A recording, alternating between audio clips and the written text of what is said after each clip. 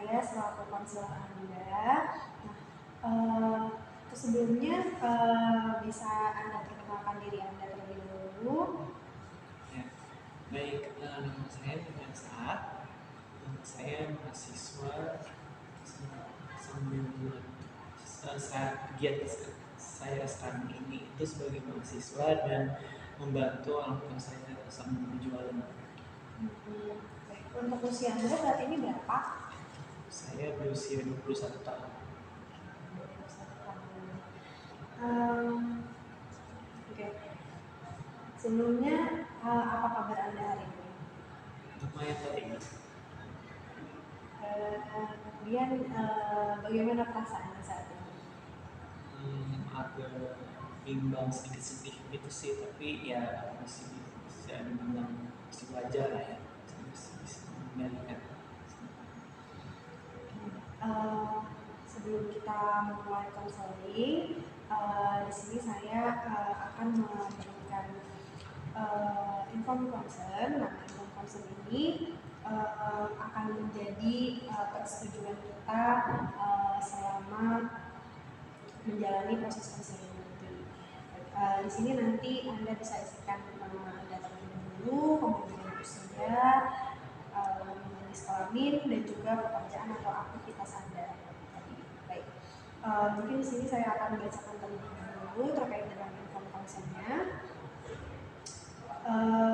Saya yang tersebut di atas menyatakan setuju dan bersedia untuk terlibat dan berpartisipasi aktif sebagai peserta konseling individu dari awal sampai akhir proses konseling. Konseling individu tersebut akan dilaksanakan oleh saya sendiri, adapun pernyataan persetujuannya diantaranya yang pertama, saya setuju untuk terlibat dalam konseling ini yang sebelumnya telah dijelaskan kepada saya dan saya telah menandatangani lembar pernyataan. Yang kedua, saya paham bahwa setelah saya menandatangani dan mengembalikan lembar persetujuan, maka lembar persetujuan akan disimpan oleh konselor. Yang ketiga, saya paham bahwa keterlibatan saya dalam konseling ini dan saya setuju bahwa konselor berhak menggunakan hasilnya sebagaimana telah tercantum dalam lembar pernyataan. Yang keempat, saya menyetujui adanya perekaman proses konseling berupa proses rekaman percakapan selama proses konseling berlangsung dengan jaminan informasi pribadi saya dirahasiakan. Yang kelima, saya telah diberitahu bahwa saya bebas untuk memberhentikan konseling ini kapanpun saya menghendaki dengan memberikan penjelasan. Yang keenam, saya telah membaca semua poin dalam lembar persetujuan konseling dan memahami serta menyetujui seluruh poin tersebut atas kehendak saya sendiri. Dan yang terakhir, saya mengetahui dan menyetujui bahwa seluruh proses maupun hasil konseling ini akan dijaga kerahasiaannya. Nah, kemudian nanti di sini juga Anda diminta untuk menyertakan tanda tangan Anda. Itu sebelumnya bisa Anda baca terlebih dahulu dan Anda isi.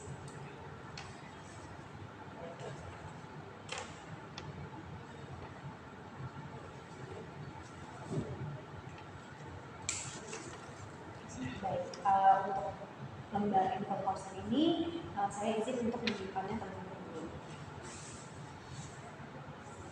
Oke, baik. Mungkin sekarang kita mulai aja ya proses konseling. Mungkin pertama-tama saya ingin tanyakan terlebih dahulu tujuan Anda apa sih sebetulnya datang pada hari ini?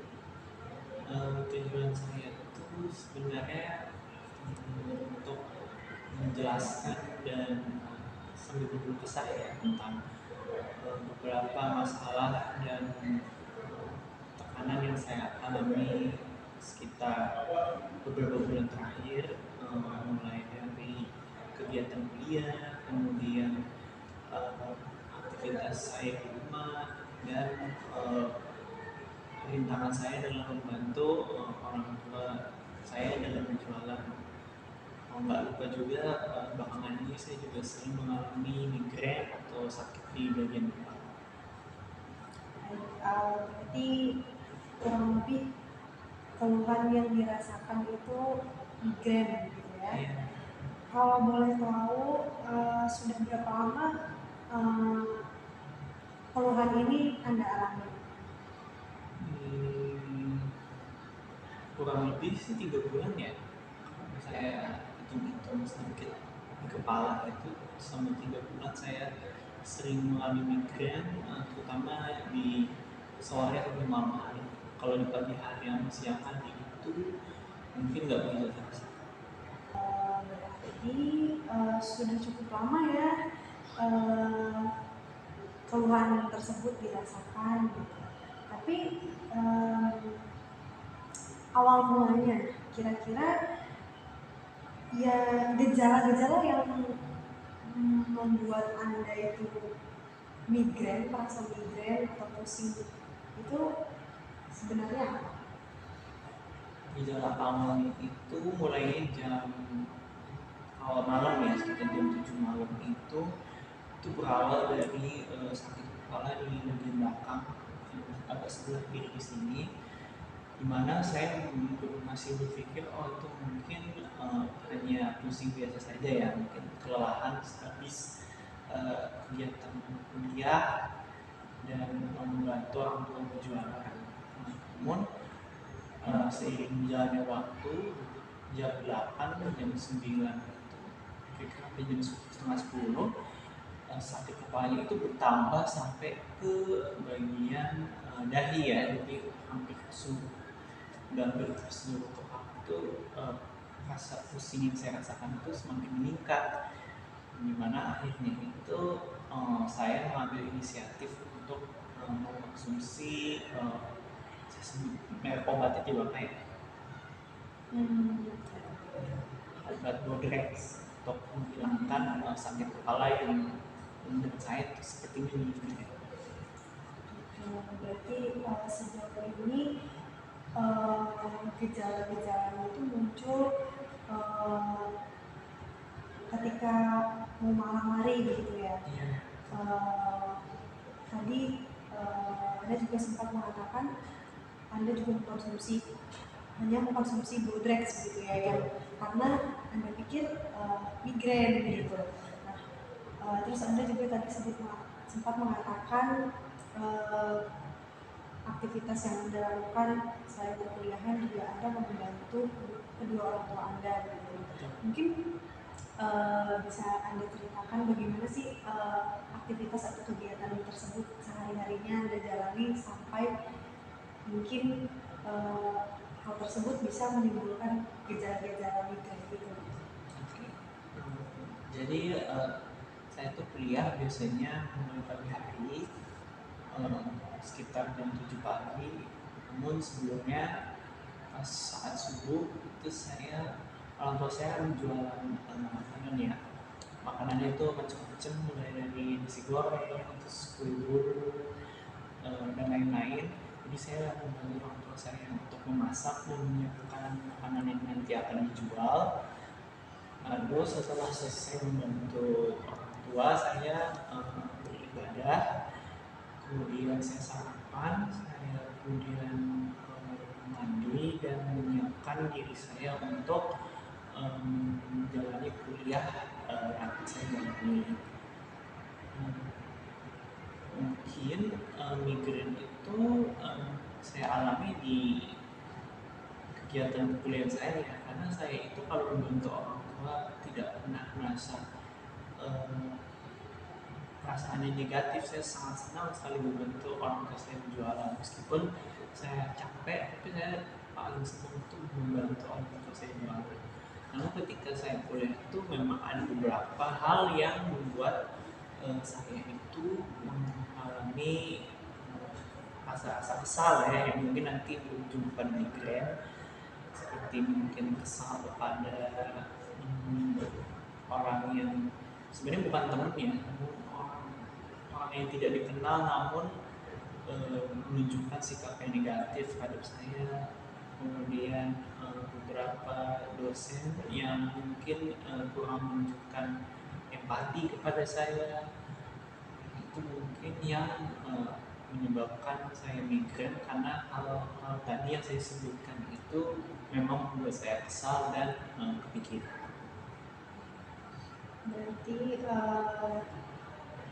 kalau bisa saya katakan sejauh ini yang membuat migrain itu dari aktivitas-aktivitas yang sudah kamu jalani setiap harinya itu lebih berat pada aktivitas perkuliahan gitu ya.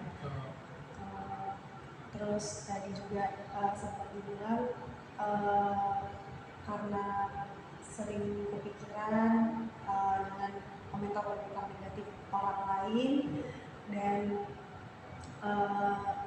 dari dosennya juga gitu ya. Nah, sebetulnya dari situ mungkin bisa sedikit menjadi koreksi. Sebetulnya kan orang lain yang berkomentar negatif terhadap Mikael itu dapat diabaikan gitu, karena kan kembali lagi orang lain itu tidak mengetahui Anda itu seperti apa gitu. Jadi baik abaikan saja, apalagi itu orang yang tidak dikenal gitu kan, tadi Anda menyebutkan seperti itu gitu. Nah, kalau misalkan migrain, sebenarnya ini kan mungkin berhubungan juga dengan medis gitu ya, apalagi tadi Anda bilang Anda hanya mengkonsumsi Bodrex sebagai pereda rasa migrain yang Anda alami gitu. Tapi pernah tidak Anda coba untuk konsultasi atau check up ke dokter terkait dengan sakit yang Anda alami ini gitu? Sejauh ini sih belum pernah ya, karena ya mungkin kalau boleh jujur saya karena orang itu sedikit sensitif, jadi saya terlalu memikirkan apa yang terjadi pada perkuliahan saya, sehingga saya lupa dan abai untuk check up atau pergi ke dokter. Oke, baik.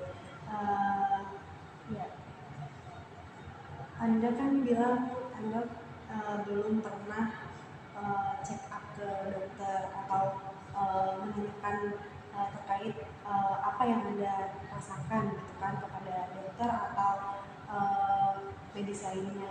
Nah, mungkin saran dari saya, coba Anda untuk tanyakan kepada medis yang lebih mungkin lebih mengerti dengan masalah Anda, dan mungkin nanti Anda akan diberikan anjuran terkait obat-obatan dan lain sebagainya yang lebih bisa meringankan dan menurunkan sakit yang Anda rasakan gitu. Nah, oke, mungkin sedikit balik ya. Sebelumnya Anda sempat bilang aktivitas yang Anda jalani itu lebih banyak aktivitas perkuliahan yang menyebabkan Anda merasa migrain, kemudian banyak pikiran gitu. Nah, selain komentar-komentar negatif dari orang di perkuliahan Anda atau dosen Anda, ada tidak mungkin masalah lain atau problem lain yang Anda rasakan di perkuliahan Anda yang membuat ternyata ini sangat-sangat menjadi beban pikiran buat saya, ini sangat-sangat membuat saya tuh sering merasa capek, pusing, sehingga Anda jadi migrain. Kira-kira boleh Anda ceritakan? Kalau yang selain dosen pembimbing sama teman-teman tidak ya. Sebenarnya yang membuat saya menjadi migrain itu justru ada satu dosen ya, di dosen pembimbing penelitian ilmiah, karena saya sudah semester 6 di tempat saya bekerja. Di semester 6 itu ada mata kuliah namanya pendidikan ilmiah, dan dosen pembimbing ini menurut saya kurang menunjukkan empati dan supportnya kepada mungkin yang cuma saya aja ya, beberapa teman saya juga menunjukkan hal yang sama, dimana yang seharusnya kita itu sudah bisa sampai ke target tertentu, namun terhalang atau belum tercapai karena dosen pembimbing ini lagi-lagi fokus ke gonta-ganti judul penelitian ilmiah, dimana saya itu merasa hal itu agak kurang berkenan ya. Saya juga pernah melihat video di media sosial, ada seorang mahasiswa di luar negeri yang mengatakan kalau dosen di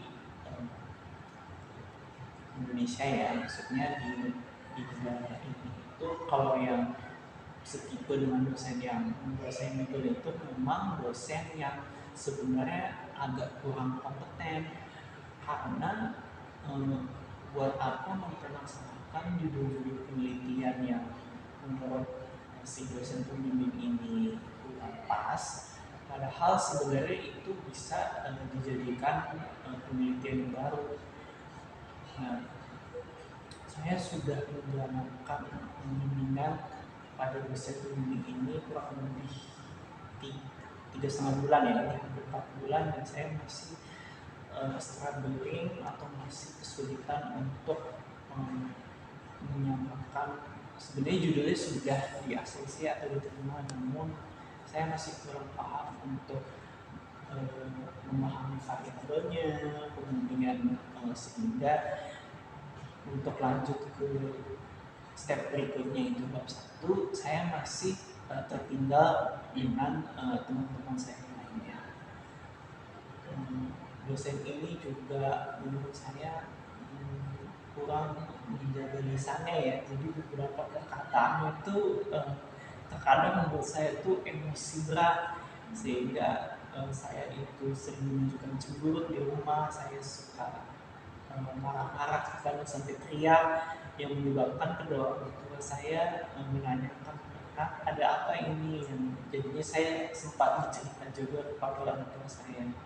Kebetulan ayah saya ini punya pengalaman dosen juga, jadi saya sempat dibantu juga oleh ayah dan teman saya yang dosen itu, supaya saya bisa mungkin lebih memahami dosen pembimbing ini, seperti itu. Oke, tadi udah mendengar yang disampaikan oleh Anda, berarti dapat saya katakan memang aktivitas perkuliahan ini yang lebih cenderung membuat Anda tuh sering merasa migrain, sering merasa kepikiran gitu ya. Terlebih lagi Anda sedang menjalani penelitian ilmiah, dan kebetulan mendapatkan dosen yang kurang berkenan, kurang mendukung begitu ya. Sehingga itu membuat Anda sering merasa migrain. Terus Anda juga tadi menyebutkan Anda jadi merasa sering marah-marah gitu di rumah, mungkin secara mental juga jadi emosian gitu ya. Nah, tadi kan Anda sempat mengatakan juga bahwa orang tua Anda sampai bertanya gitu, kenapa suka marah-marah. Nah, sebetulnya dari orang tua Anda sendiri atau keluarga yang lain mungkin mengetahui tidak bahwa Anda tuh sering mengeluhkan migrain, sering mengeluhkan banyak pikiran seperti ini, sebetulnya ada tidak? Dikarenakan saya terlalu fokus dan sering mengeluhkan dosen pembimbing saya lupa untuk memberitahu kepada orang tua dan keluarga saya kalau saya mengalami migrain. Seperti itu. Nah, mungkin dari situ seperti yang Anda bilang tadi juga mungkin lalai begitu ya, tidak coba Anda ceritakan tentang keluhan-keluhan yang sering Anda rasakan kepada uh, kedua orang tua mungkin. Nah, mungkin dari situ nanti akan ada saran. Mungkin orang tua Anda akan mengajak Anda untuk, oh ayo kita coba cek ke dokter gitu. Katanya kira-kira dari dokter solusinya apa yang terbaik. Kemudian mungkin nanti akan diberikan obat gitu, untuk menurunkan rasa migrain yang Anda alami gitu. Karena kan migrain ini mungkin itu tadi ya, dari banyaknya aktivitas perkuliahan, banyaknya pikiran, uh, sampai nggak hanya mental tapi sampai ke fisik sekarang nih, sampai migrain gitu. Oke, sebetulnya bukan hanya hal medis yang hal medis saja yang bisa mungkin mengurangi rasa migrain kamu, karena kan migrain itu tadi dari pikiran-pikiran yang sering membebani Anda sendiri gitu kan. Nah, mungkin tadi kan Anda juga sempat mengatakan di awal, selain perkuliahan Anda juga suka membantu kedua orang tua Anda untuk berjualan gitu kan. Nah, hal tersebut kadang membuat Anda merasa senang gitu. Nah, mungkin bisa dari hal itu juga Anda tekuni untuk menyampingkan masalah-masalah yang Anda alami di perkuliahan gitu. Nah, mungkin uh, kalau tidak dengan aktivitas yang sering Anda lakukan dengan keluarga Anda atau dengan berjualan, ya mungkin bisa dengan melakukan aktivitas lain yang mungkin Anda memang senangi, yang Anda tekuni begitu. Kurang lebih seperti itu. Mungkin dari semua hal atau faktor yang membuat Anda merasa mengeluhkan migrain ini, ada tidak faktor lain yang membuat Anda merasakan keluhan ini? Ada. Belakangan ini dari lingkungan sekitar saya itu ada beberapa orang yang saya sebenarnya tidak kenal ya, namun mereka kurang menunjukkan adab dan sopan santun terhadap saya. Sikap itu ditunjukkan dengan mereka itu bersikap acuh, tidak menunjukkan kepedulian terhadap saya yang ketika itu saya ingin makan di warung dekat kampus saya. Nah, dua orang yang kurang adab dan bersikap acuh ini tidak bisa, mereka itu tidak memberikan sapaan kepada saya, padahal seharusnya kan mereka itu setidaknya memberikan salam. Kemudian ketika saya duduk, mereka juga tidak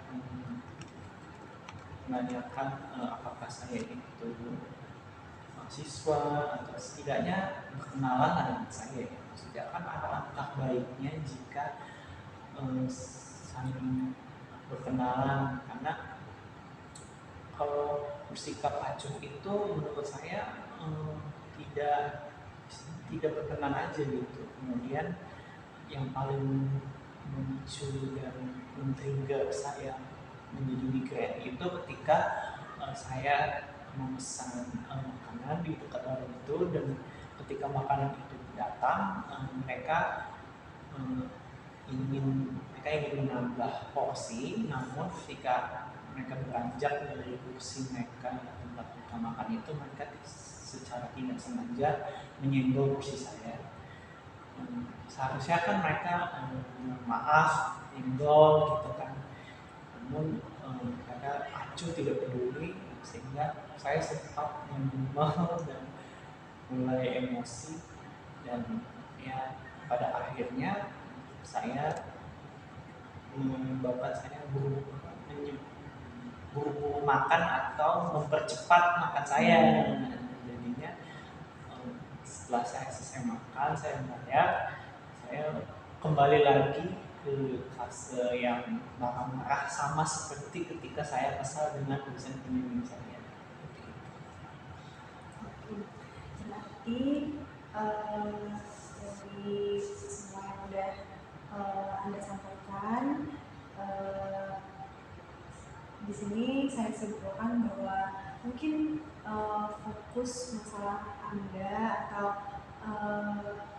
hal yang menjadi pemicu yang membuat Anda sering merasakan keluhan migrain ini lebih kepada aktivitas Anda di perkuliahan gitu ya, dan kebanyakan itu Anda dapatkan dari orang-orang sekitar yang berada di lingkungan perkuliahan Anda gitu.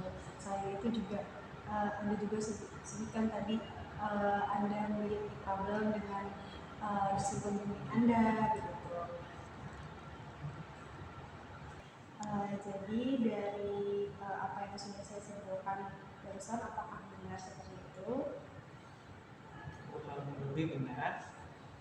Ya, berarti sejauh ini ada yang mau disampaikan lagi atau ingin Anda ceritakan lagi kepada saya?